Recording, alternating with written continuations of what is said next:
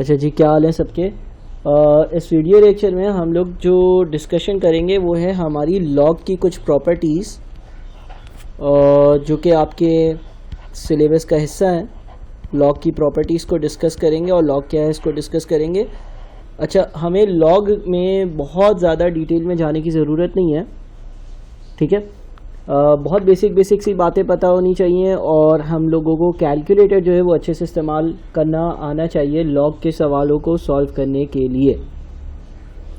अच्छा, अब कोई भी इक्वेशन जो है उसको लिखने की एक तो कहलाती है हमारी एक्सपोनेंशियल फॉर्म या एक्सपोनेंशियल इक्वेशन, यानी कि हम किसी इक्वेशन को ऐसे लिख सकते हैं। ये एक तरीका है, y is equal to a power x, ये कहलाता है एक्सपोनेंशियल फॉर्म।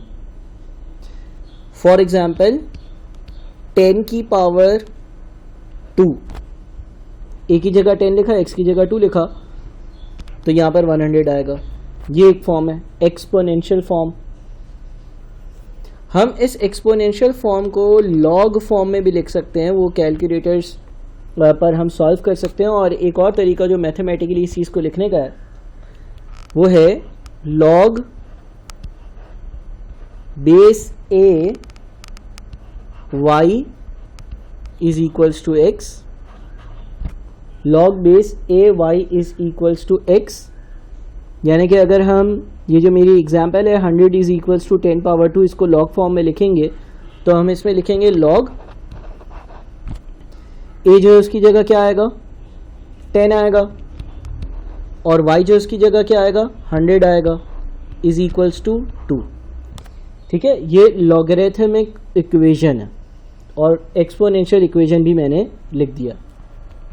तो एक इक्वेशन को इस तरह से भी लिखा जा सकता है, एक मिनट,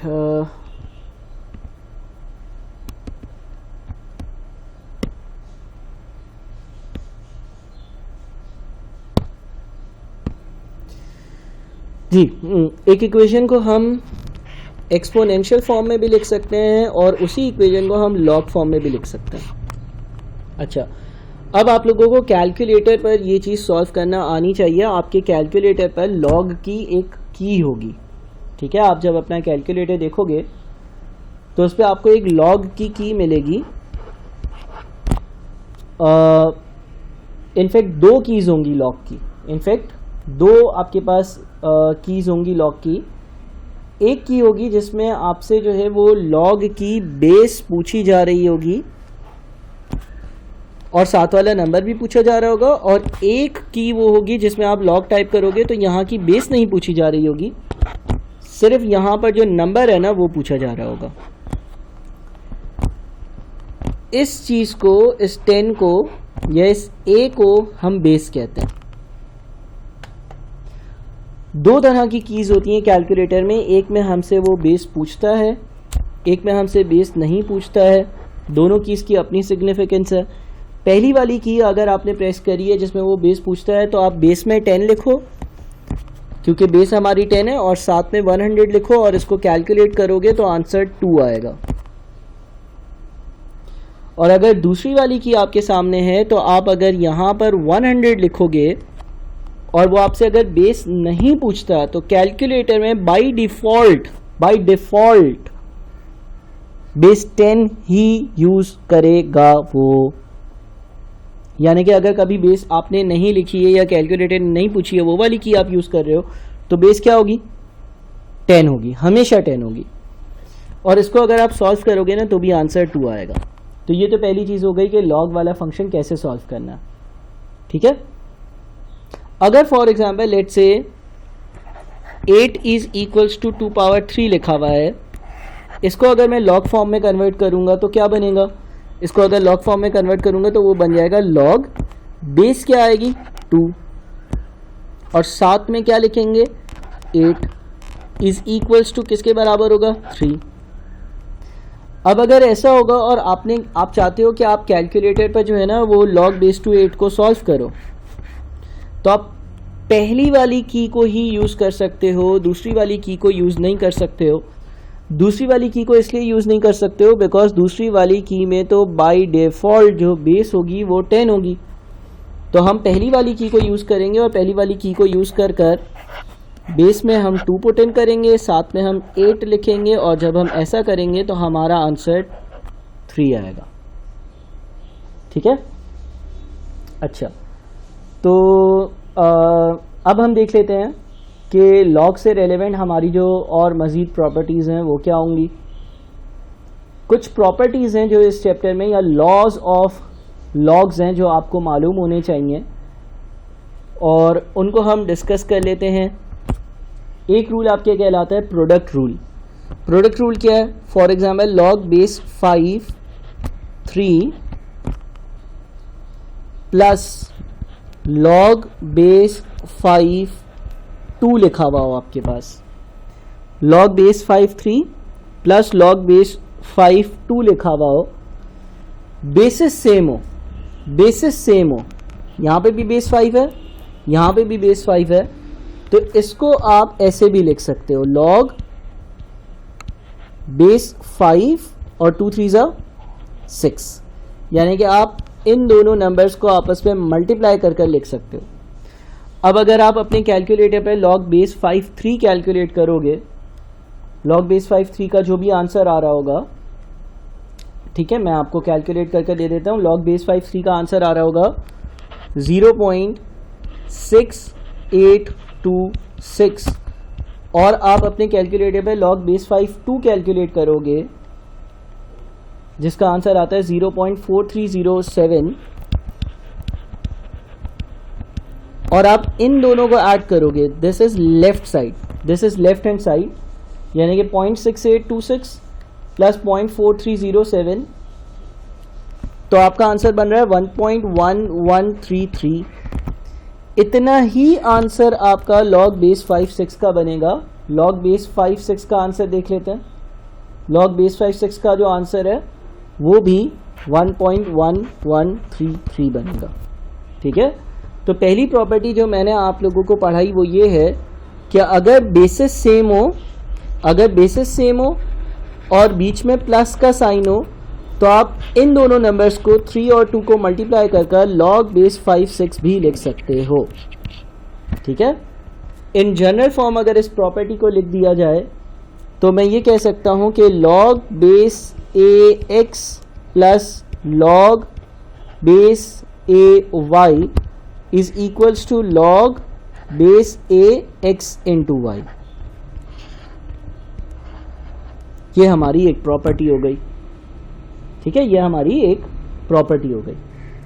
अच्छा, उसके बाद फिर हम इसी तरह की और प्रॉपर्टी भी देख लेते हैं। अगर for example log base 5 10 minus log base 5 2 लिखा हुआ हो, तो इसको हम लॉग बेस 5 और 10 डिवाइडेड बाई 2 इज 5 ऐसे भी लिख सकते हैं। ये प्रॉपर्टी क्या है? जिस तरह से ऊपर वाली प्रॉपर्टी थी वैसी ये प्रॉपर्टी है। अगर बेसिस सेम हो, बीच में माइनस का साइन हो, तो हम 10 डिवाइडेड बाई 2 यानी कि इसको 10/2 इज 5 ऐसे लिख सकते हैं। अगर आप इसका आंसर कैलकुलेट कर इसमें से इसका आंसर माइनस करोगे, वो इतना ही आएगा जितना इसका आंसर आ रहा होगा। यानी कि दूसरी प्रॉपर्टी इन जनरल फॉर्म जो हम लिख सकते हैं वो है log base a x minus log base a y is equals to log base a x divided by y. यह आप कैलकुलेट कर चेक कर लीजिएगा। अच्छा, क्या सर बेस का 5 होना ज़रूरी है? नहीं नहीं नहीं नहीं, मैं एक एग्जाम्पल दे रहा हूँ। बस बेसिस दोनों साइड पर सेम हो। यहाँ पर अगर 5 है तो यहाँ पर भी बेस 5 हो और बीच में अगर माइनस का साइन है तो डिवाइड होगा। जिस तरह से यहाँ पर बेस 5 है और यहाँ पर भी बेस 5 है और बीच में प्लस का साइन है, तो दोनों आपस में मल्टीप्लाई होंगे। ठीक है, अच्छा और आगे चलते हैं भाई। अगर हम और आगे चलें और मज़ीद प्रॉपर्टीज़ को डिस्कस करें तो अगली प्रॉपर्टी हमारे पास पावर रूल है, which is log base a x की power y is equals to y multiplied by log base a x. ये प्रॉपर्टी क्या है भाई? ये प्रॉपर्टी जो है ये कहलाती है पावर रूल, यानी कि जो आपकी पावर है ना, आप उसको पहले भी लिख सकते हो। मिसाल के तौर पर लेट से आपके पास लिखा हुआ है लॉग बेस 3 5 पावर 2 ऐसे लिखा हुआ है कुछ। अच्छा, अगर मैं इसको ऐसे ही सॉल्व कर दूं, 5 पावर 2 कितना होता है? 5 पावर 2 का मतलब 5 इंटू 5, 5 इंटू 5 यानी कि 25 ना। तो लॉग बेस 3 25 कैलकुलेट करो अपने कैलकुलेटर पर, आंसर आएगा 2.9299। और इस प्रॉपर्टी के हिसाब से मैं इसको ऐसे भी लिख सकता हूं, 2 पहले multiplied by log base 3 5, correct लिख सकता हूं ना। तो इसका मतलब क्या हुआ? इसका मतलब ये हो गया कि मैं इसको ऐसे भी लिख सकता हूं, 2 मल्टीप्लाइड बाई, अच्छा लॉग बेस 3 5 कितना होता है? लॉग बेस 3 5 जो है ना वो होता है 1.464। तो अगर तुम इस राइट साइड को सॉल्व करोगे तो 1.464 मल्टीप्लाइड बाई 2 इज 2.9299। इतना ही इधर भी आंसर बन रहा है 2.9299। ठीक है, तो ये हमारी अगली प्रॉपर्टी थी जिसको हम कहते हैं पावर रूल। पावर रूल में क्या होता है? पावर रूल में आप इस पावर को पहले लिख सकते हो, और आपने देखा कि अगर मैं इसको सॉल्व करता हूं उतना ही आंसर आता है जितना मैं इसको सॉल्व करता हूं। ठीक है, ये पावर रूल है। इसके बाद अगला रूल जो है वो है हमारा change of base rule. Change of base rule क्या है भाई? पहले वो रूल लिख दूं, लॉग बेस ए एक्स, यानी कि कोई एक इक्वेशन लिखा हुआ हो, कोई एक लॉग की फॉर्म में बात लिखी हुई है, लॉग की बेस ए एक्स, तो इसको आप log base b x upon log base b a भी लिख सकते हो। अब इसका क्या मतलब है सर, इसको समझाएं ज़रा। मिसाल के तौर पर लेट से आपके पास लिखा हुआ है लॉग बेस 5 3। मिसाल के तौर पर आपके पास लिखा हुआ है लॉग बेस 5 3। अच्छा, लॉग बेस 5 3 का आंसर क्या होता है? लॉग बेस 5 3 का जो आंसर है ना वो बनता है आपका 0.6826। लॉग बेस 5 3 का आंसर जो है वो 0.6826 बनता है। इसको आप ऐसे भी लिख सकते हो, देखो आपके पास जो साथ में नंबर लिखा हुआ है वो ऊपर आ जाए, जो बेस है वो नीचे आ जाए, और अपनी मर्जी से कोई भी नए नंबर को बेस यूज कर लो।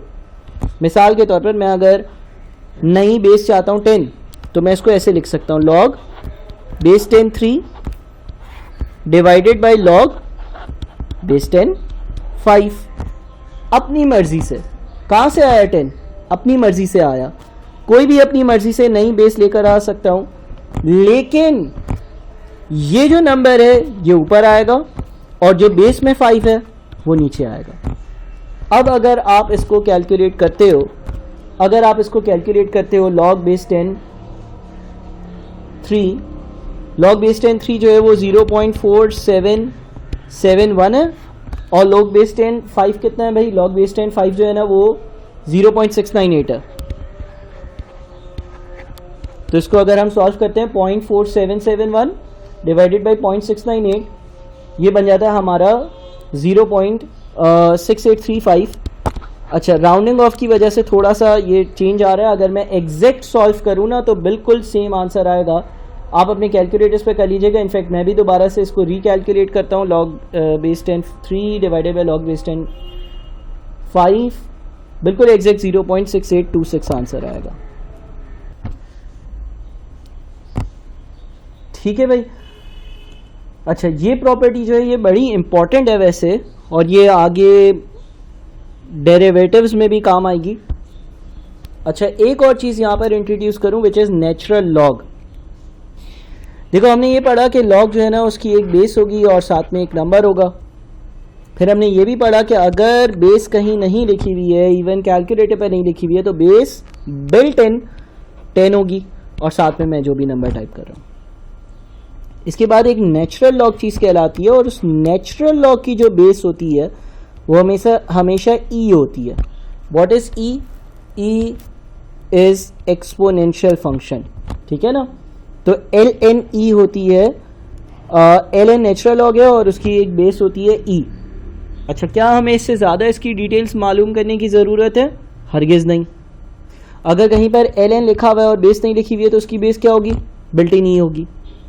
अच्छा, मैं इसको किसी और तरीके से लिख सकता हूँ. हाँ, अगर आपके पास log 5 3 लिखा हुआ है, ज़रा गौर से देखना, मैं अपनी मर्ज़ी से कोई भी नई बेस लेकर आ सकता हूँ. मैं इसको ऐसे भी लिख सकता हूँ, log base 2 3 upon log base 2 5.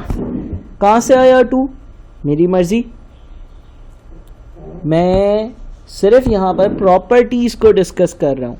Properties का मतलब ये है कि यार ये किस किस के बराबर, इसके बराबर हो सकता है. हाँ बिल्कुल होगा. अगर तुम इसको सॉल्व करोगे तो भी सेम आंसर आएगा. प्रॉपर्टी क्या है? प्रॉपर्टी है चेंज ऑफ बेस रूल. ये प्रॉपर्टीज़ काम कहाँ आती हैं? सवालों को सॉल्व करने में काम आती हैं. ठीक है. अच्छा, इसको मैं ऐसे भी लिख सकता हूँ, log base 5 3 is equals to l n 3 upon l n 5. इसमें भी कोई मसला नहीं है. आप एक नेचुरल लॉग लेकर आए और उस नेचुरल लॉग की कोई बेस नहीं लिखी हुई तो क्या है? ई है. बेस कुछ नहीं लिखी हुई तो क्या है? ई है बेस. ठीक है. और प्रॉपर्टीज़ की तरफ चलते हैं. अगर फॉर एग्जांपल मेरे पास लॉग बेस कुछ भी हो, साथ में 1 लिखा हुआ हो, तो उसका आंसर 0 होगा. मिसाल के तौर पर अगर आप कैलकुलेटर पर log बेस 10 1 कैलकुलेट करोगे, आंसर 0 आएगा. मिसाल के तौर पर अगर आप कैलकुलेटर पे log बेस 9 1 कैलकुलेट करोगे, आंसर 0 आएगा. मिसाल के तौर पर आप कैलकुलेटर पे log बेस 8 1 कैलकुलेट करोगे, आंसर 0 आएगा. मिसाल के तौर पर आप कैलकुलेटर पे log बेस 5 1 कैलकुलेट करोगे, आंसर 0 आएगा. चेक करके देख सकते हो. एक और प्रॉपर्टी, अगर आपके पास log ए लिखा हुआ हो, बेस और साथ वाला नंबर सेम हो, तो आंसर हमेशा 1 आएगा. फॉर एग्जाम्पल अगर आपके पास log बेस 5 5 लिखा हुआ है, आंसर 1 आएगा. फॉर एग्जाम्पल अगर आपके पास log बेस 10 10 लिखा हुआ है, आंसर 1 आएगा. फॉर एग्जाम्पल अगर आपके पास ln जिसकी बेस ई होती है और साथ में ई लिखा हुआ है, तो आंसर 1 आएगा. ठीक है. ये एक और प्रॉपर्टी हो गई. अच्छा, तो इन प्रॉपर्टीज़ को यूज़ कर आप मुख्तलिफ़ तरह के सवालात सॉल्व कर सकते हैं. और इस वीडियो का तो मेन पर्पज़ ये था कि मैं लॉग की कुछ प्रॉपर्टीज़ आपको बता दूं. फॉर एग्जांपल एक सवाल अगर मैं कर लूं, लेट्स से कोई मुझे ये बोलता है कि विदाउट यूजिंग कैलकुलेटर, कैलकुलेटर के इस्तेमाल के बगैर इस चीज़ को सॉल्व करो. कैलकुलेटर के इस्तेमाल के बगैर इस चीज़ को सॉल्व करो. log बेस 5 25 का आंसर क्या होगा ये बताओ. अगर मैं कैलकुलेटर यूज़ कर लेता हूँ, log की बेस 5 रखता हूँ और साथ में 25 लिखता हूँ, तो मेरा आंसर 2 आता है. कैलकुलेटर के बगैर कैसे सॉल्व करेंगे सर? देखो आपके पास ये इक्वेशन है. क्या मैं इसको ऐसे लिख सकता हूँ, log बेस 5 25 को मैं लिख दूँ 5 स्क्वायर. 5 का स्क्वायर इज 25 ना. 5 इंटू 5 इज 25. फिर हमने एक प्रॉपर्टी पढ़ी थी, उस प्रॉपर्टी के हिसाब से मैं इसको ऐसे भी लिख सकता हूँ, 2 मल्टीप्लाइड बाई log 5. वो प्रॉपर्टी ये थी कि ये जो पावर आती है ना, इस पावर को आप पहले लिख सकते हो. कहाँ है भाई वो प्रॉपर्टी? बता देता हूँ. ये रही, ये प्रॉपर्टी अप्लाई करी. उसके बाद हमने एक और प्रॉपर्टी पढ़ी कि अगर log और उसके साथ वाला नंबर सेम हो तो आंसर 1 आता है, यानी कि इसको मैं 2 इंटू 1 भी लिख सकता हूँ, विच इज़ इवेंचुअली 2. तो देखा कि कैसे हमने ये सवाल कैलकुलेटर के बगैर सॉल्व किया, आंसर 2 आया, और कैलकुलेटर के साथ भी इसका आंसर 2 है. ठीक है. तो इस तरह के आपके पास सवाल आ सकते हैं जिसको आपको शायद सॉल्व करना पड़े, और आपकी स्टडी टेक्स्ट में प्रैक्टिस के कुछ क्वेश्चंस हैं, उसको ज़रूर सॉल्व करिएगा. ठीक है भाई, बहुत शुक्रिया.